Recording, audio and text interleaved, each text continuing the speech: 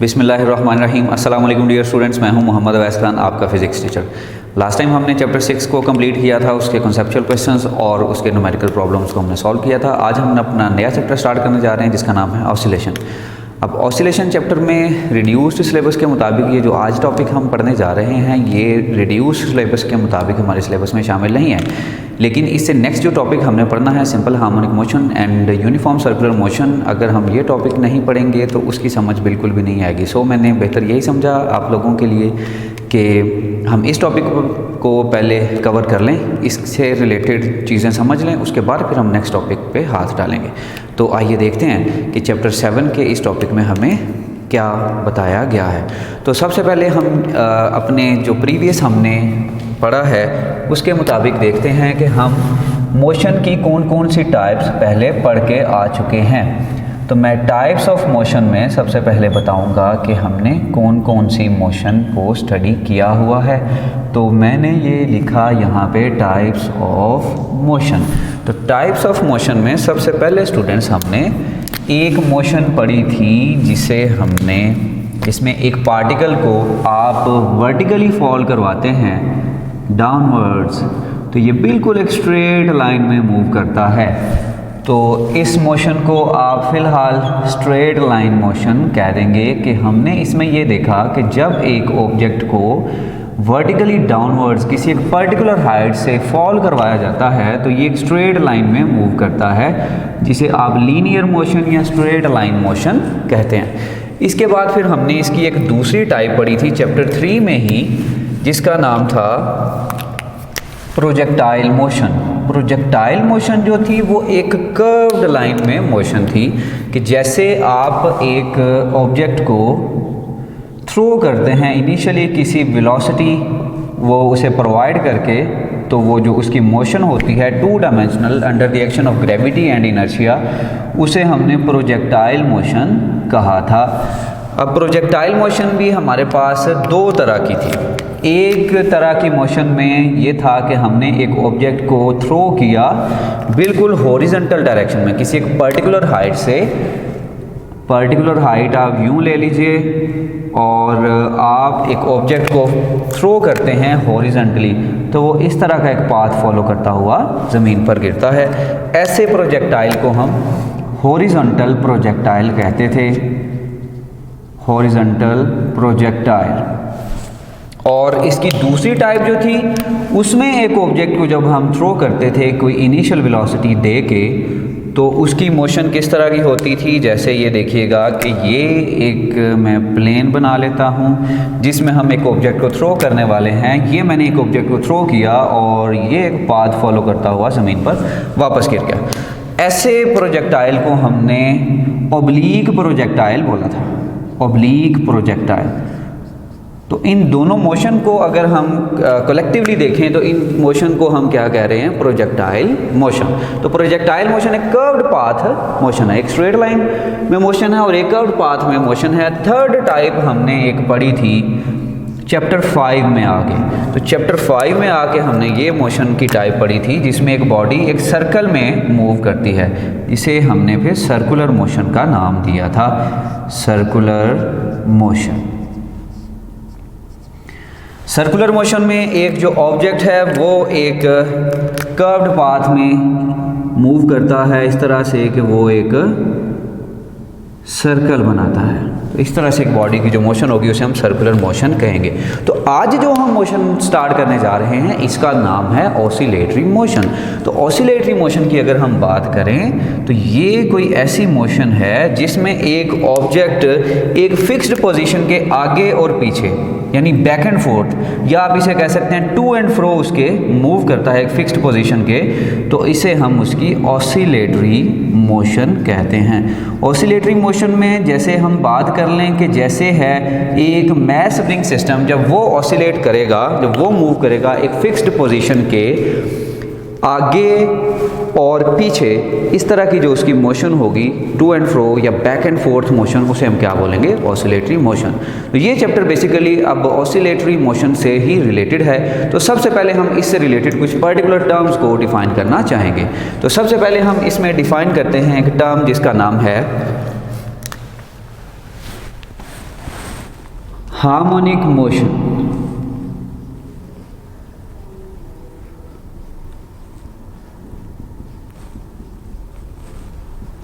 Harmonic motion ये आपको इस चैप्टर के बिल्कुल स्टार्ट में पेज नंबर 225 पे ये डेफिनेशन बिल्कुल पैराग्राफ के स्टार्ट में मिल जाएगी, जिसमें ये लिखा गया है कि if a body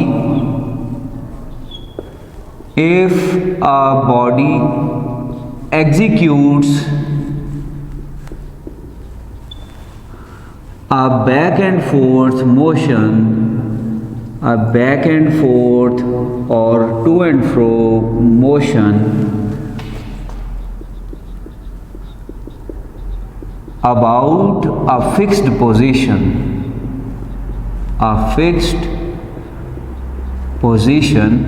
is called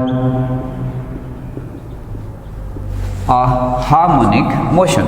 जैसे हमने मैस स्प्रिंग सिस्टम की बात की है कि मैस स्प्रिंग सिस्टम में क्या होता है, इसमें एक जो मैस हमने अटैच किया है स्प्रिंग के साथ, वो अपनी एक मीन पोजीशन के आगे और पीछे मूव करता है। इस मोशन को हम हार्मोनिक मोशन कहते हैं। अब हार्मोनिक मोशन से आगे हम चलते हैं एक मोशन की तरफ जिसका नाम है पीरियोडिक मोशन। पीरियोडिक मोशन, ये नाम से आपको कुछ इसका अंदाज़ा हो जाएगा कि पीरियोडिक मोशन हम इसे क्यों कह रहे हैं। पीरियोडिक मोशन एक ऐसी मोशन है जिसमें बॉडी अपनी मोशन को रिपीट करती है। If a body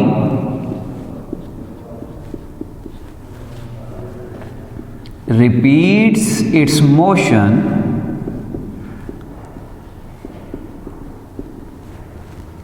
after a regular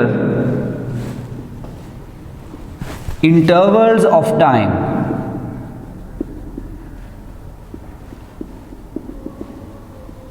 then its motion is said to be periodic motion। जैसे अब पीरियोडिक मोशन की अगर हम बात करें तो स्टूडेंट्स इसमें हम देख सकते हैं कि जो पीरियोडिक मोशन है इसकी एग्जांपल्स क्या क्या हो सकती हैं। यहाँ पे मैं लिखता हूँ इसकी मोशन की जो एग्जांपल्स हैं वो क्या क्या हो सकती हैं। जैसे rotation of the earth around the sun around its own axis.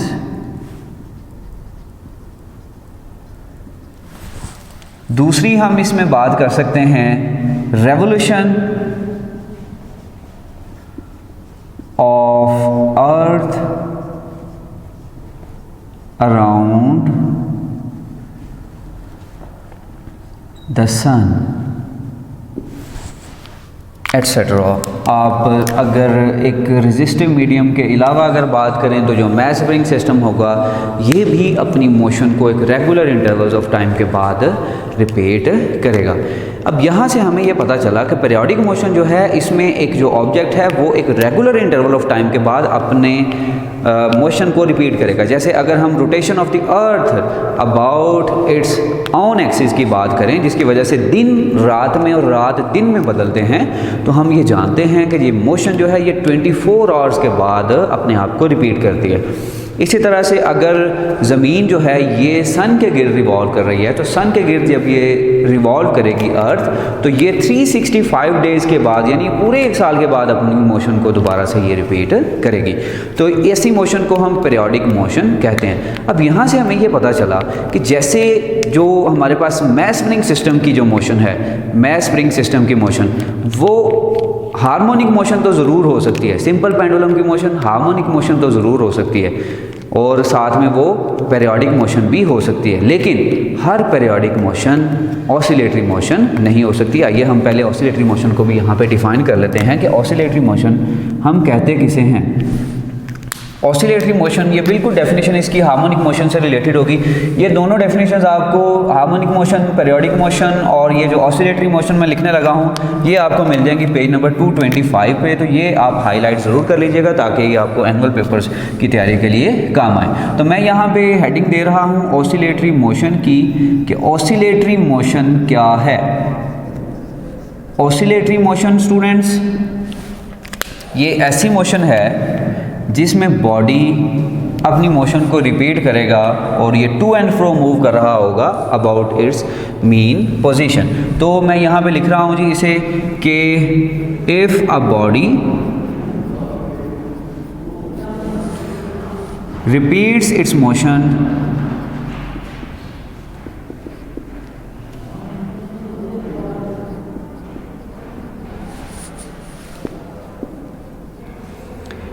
in back and forth way, in back and forth way about its mean position, its mean position। तो इस मीन पोजीशन के आगे और पीछे की इसकी ये रिपीटेडली मोशन को हम ऑसिलेटरी मोशन कहेंगे। अब ऑसिलेटरी मोशन में हम इसकी एग्जांपल्स ले लेते हैं कि ऑसिलेटरी मोशन में ये आता है हमारे पास mass spring system, mass spring system, उसके बाद हम ले लेते हैं इसमें सिंपल पेंडुलम,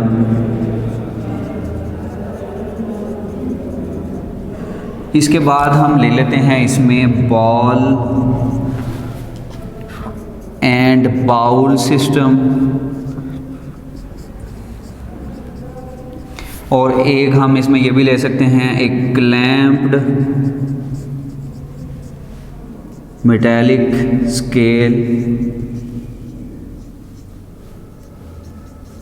एटसेट्रा। अब इसमें अगर देखें हम मैस स्प्रिंग सिस्टम की मोशन है वो भी एक फिक्स्ड पोजीशन के आगे और पीछे है। अगर हम सिंपल पेंडुलम की बात कर लें तो सिंपल पेंडुलम की मोशन भी एक फिक्स्ड पॉइंट के आगे और पीछे है। इसके बाद हमने यहाँ पे बॉल एंड बाउल की बात की कि एक बाउल हम ले लेते हैं, बाउल में हम एक बॉल को, एक मेटेलिक बॉल को हम उसमें एंटर करते हैं, उसके एक एंड पर रखते हैं तो वो उसके अंदर इस तरह से मूव करता है। इसी तरह से आप रेस्ट चेयर की बात कर लें कि जो रेस्ट चेयर है, रेस्ट करने के लिए हम जो इस्तेमाल करते हैं उसकी मोशन भी इस तरह से है कि वो भी अपनी एक फिक्स पोजीशन के आगे और पीछे मूव करती है। इसी तरह से एक बच्चा जो है वो स्विंग कर रहा है, एक स्विंग पे बैठ के झूले ले रहा है तो उसकी मोशन को भी हम ऑसिलेटरी मोशन कहेंगे। इसके बाद हमने यहाँ पर बात की है एक क्लैंप्ड मेटालिक स्केल की, कि हमारे पास स्केल है उसे हम क्लैंप कर लेते हैं टेबल के साथ, तो उसे एक एंड से खींच के हम छोड़ देते हैं तो वो इस तरह से ऑसिलेट करना स्टार्ट कर देता है। इसी तरह से आप ट्यूनिंग फोक को रबड़ पैड पे मारते हैं, उसकी मोशन भी अपनी फिक्स्ड पोजीशन के आगे और पीछे होती है, उसकी मोशन को भी हम ऑसिलेटरी मोशन कहेंगे। अब बात यहाँ पे ये थी कि एक जो इम्पोर्टेंट बात यहाँ पे बताने वाली है वो ये है कि हर ऑसिलेटरी मोशन जो है वो पीरियोडिक हो सकती है, लेकिन हर पीरियोडिक मोशन ऑसिलेटरी मोशन नहीं हो सकती। मैं यहाँ पे लिख रहा हूँ एवरी पीरियोडिक मोशन, जो हर पीरियोडिक मोशन है is not an oscillatory motion। ये देखिए जैसे मैंने यहाँ पे बात की rotation of the earth around its own axis, इसके एक्सिस अपने ही एक्सिस के गिर्द जो ज़मीन की मोशन है ये पीरियोडिक तो है लेकिन ये ऑसिलेटरी मोशन नहीं है, इसे हम रोटेशनल मोशन कहते हैं। इसी तरह से जो ज़मीन की सन के गिर्द जो मोशन है उसे हम क्या कहते हैं, उसे सर्कुलर मोशन कहते हैं, लेकिन उसे हम ऑसिलेटरी मोशन तो नहीं कह सकते। इसलिए हमने ये बात जस्टिफाई यहाँ पे कर ली कि every periodic motion is not an oscillatory motion, लेकिन अगर हम ऑसिलेटरी मोशन की बात करेंगे तो वो डेफिनेटली पीरियोडिक मोशन हो सकती है। तो इसके बाद हम अब बात करते हैं, ये तीनों डेफिनेशन स्टूडेंट्स आपको सेम पेज पे मिल जाएंगी। अब हम बात कर लेते हैं ऑसिलेटरी मोशन के बाद वाइब्रेटरी मोशन की। वाइब्रेटरी मोशन, तो वाइब्रेटरी मोशन की डेफिनेशन भी स्टूडेंट्स अब मैं यहाँ पे लिखूँगा नहीं, क्योंकि वाइब्रेटरी मोशन की भी वही डेफिनेशन है जो हमने ऑसिलेटरी मोशन की है। यानी कि अगर एक बॉडी की जो फिक्स्ड पोजीशन के, मेन पोजीशन के आगे पीछे की टू एंड फ्रो जो मोशन है उसे हम क्या कहते हैं, वाइब्रेटरी मोशन। अब वाइब्रेटरी मोशन के बाद हम एक टर्म डिफाइन कर लेंगे, चलें इसे मैं यहाँ पे लिख देता हूँ, to and fro motion, to and fro motion of a body about its mean position. इसके बाद हम बात कर लेते हैं वाइब्रेशन की, कि वाइब्रेशन क्या होती है। वाइब्रेशन, वाइब्रेशन एक जिस तरह से हम एक मैस स्प्रिंग सिस्टम की बात कर लें कि मैस स्प्रिंग सिस्टम को इस तरह से स्ट्रेच करके स्टूडेंट्स हमने छोड़ दिया, जब हम इस मैस स्प्रिंग सिस्टम को छोड़ेंगे तो ये ऑसिलेट करेगा और ये जाएगा पहले अपनी मीन पोजीशन की तरफ, उसके बाद जाएगा दूसरी एक्सट्रीम पोजीशन की तरफ, फिर आ जाएगा मीन पे, फिर चला जाएगा एक्सट्रीम पे। तो ये एक जो कंप्लीट राउंड ट्रिप हुआ इसे हम एक वाइब्रेशन कहेंगे। इसी तरह से एक पेंडुलम को अगर हम वाइब्रेट करवाते हैं या ऑसिलेट करवाते हैं, इस तरह से मीन पोजीशन से हम उसे डिस्प्लेस करके ले जाते हैं एक्सट्रीम पोजीशन पे और एक्सट्रीम पोजीशन पे ले जाके हम इसे छोड़ देते हैं, तो ये इस तरह से मूव करती हुई दोबारा जब यहाँ पे आ जाएगी तो ये इसका कंप्लीट एक मुकम्मल एक चक्कर हो जाएगा। तो ये जो इसका कंप्लीट राउंड ट्रिप होगा इसे हम इसकी एक वाइब्रेशन कहेंगे। तो वाइब्रेशन को हम यहाँ पे डिफाइन कर सकते हैं, a complete round trip, a complete round trip of an oscillating या of a vibrating body, of a vibrating body, इसे हम वाइब्रेशन कहते हैं। वाइब्रेशन के बाद हम बात करेंगे कि एक वाइब्रेशन में जितना टाइम लगता है एक वाइब्रेशन को कंप्लीट होने में, उसे हम टाइम पीरियड कहते हैं। टाइम पीरियड क्या है? टाइम पीरियड वो दौरानिया है, वो वक्त का दौरानिया है जिसमें, या वो टाइम है जिसमें एक वाइब्रेशन कंप्लीट होती है। मैं इसे लिख रहा हूँ टाइम फॉर वन वाइब्रेशन। एक वाइब्रेशन में जितना टाइम लगता है उसे हम टाइम पीरियड कहते हैं। इसके बाद टाइम पीरियड को अगर हम रिप्रेजेंट करने की बात करें तो हम इसे रिप्रेजेंट करते हैं कैपिटल टी से और इसके यूनिट्स डेफिनेटली सेकंड्स होंगे। इसके बाद हम बात कर लेते हैं फ्रीक्वेंसी की कि फ्रीक्वेंसी क्या है। तो फ्रीक्वेंसी को हम डिफाइन कर रहे हैं, फ्रीक्वेंसी इज़ व्हाट। फ्रीक्वेंसी असल में तादाद को कहते हैं, फ्रीक्वेंसी असल में तादाद को कहते हैं। तो ये इसे हम लिखेंगे number of vibrations, number of vibrations in 1 second. एक सेकंड में जो वाइब्रेशंस होती हैं जितनी भी, उसे हम फ्रीक्वेंसी कहते हैं और इसे हम रिप्रेजेंट करते हैं एफ से। और ये मैथमेटिकली अगर हम इसे देखें तो फ्रीक्वेंसी जो है ये टाइम पीरियड का रेसिप्रोकल है। फ्रीक्वेंसी के अगर यूनिट्स की हम बात कर लें तो इसके यूनिट्स हैं जी हमारे पास हर्ट्ज, यानी अगर एक वाइब्रेशन एक सेकंड में हो रही है तो इसके यूनिट्स हैं हमारे पास हर्ट्ज। इसे हम साइकिल पर सेकंड भी कहते हैं। साइकिल पर सेकंड को हम CPS भी लिखते हैं, साइकिल्स पर सेकंड। और फ्रीक्वेंसी, यहाँ से एक क्वेश्चन पूछा जाता है अक्सर स्टूडेंट्स के, फ्रीक्वेंसी और टाइम पीरियड का प्रोडक्ट क्या है। तो टाइम पीरियड यहाँ पे डिवाइड हो रहा है, इस साइड पे जाके मल्टीप्लाई हो जाएगा तो आंसर हमारे पास आएगा 1। तो ये स्टूडेंट्स हमने याद रखना है कि फ्रीक्वेंसी और टाइम पीरियड का जो प्रोडक्ट है वो हमारे पास यूनिटी के यानी 1 के इक्वल आता है। इसके बाद हम फ्रीक्वेंसी के हम चलते हैं नेक्स्ट डिस्प्लेसमेंट की तरफ, और डिस्प्लेसमेंट और एम्पलीट्यूड को मैं यहाँ पे इकट्ठा ही डिफाइन करूँगा। Displacement and amplitude.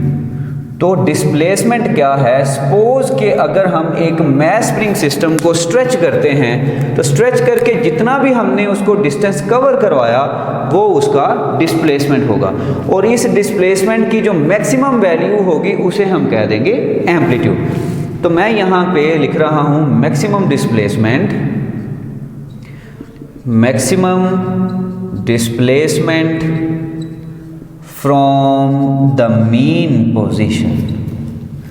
The mean position is called amplitude. इसे हम एम्पलीट्यूड कहते हैं, जो मैक्सिमम डिस्प्लेसमेंट होगा फ्रॉम द मीन पोजीशन। ये आप स्टूडेंट्स यूं समझ लीजिए, ये हमारे पास मीन पोजीशन है, ये हमारे पास इधर एक्सट्रीम पोजीशन है, ये हमारे पास दूसरी एक्सट्रीम पोजीशन है।